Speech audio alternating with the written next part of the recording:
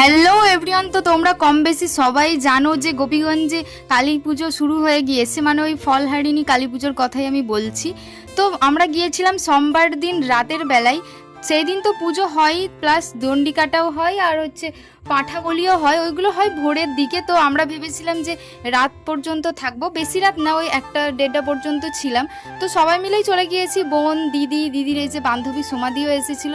এই যে দেখো বড় বড় পাঁঠাগুলোকে নিয়ে যাচ্ছে এখন, ওই ভোরের দিকে এগুলোকে বলি দেওয়া হবে। তারপরে নানান রকম বাজিও পোড়ানো হয়েছিল, আর ওখানে ছোটোখাটো একটু মেলাও বসে, সেটা আমরা একটু ঘুরে ঘুরে দেখছিলাম।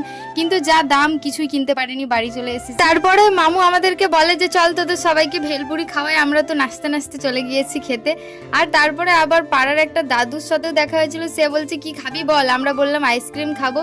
তো সেও এই যে আইসক্রিম কিনে দিয়েছে, আর বোন সেটা আমাদেরকে সবাইকে দিয়ে দিচ্ছে। তো আজকের মিনি ব্লগটা এতটাই। আর যারা যারা পুজো দেখতে আসেনি তারা চলে এসো।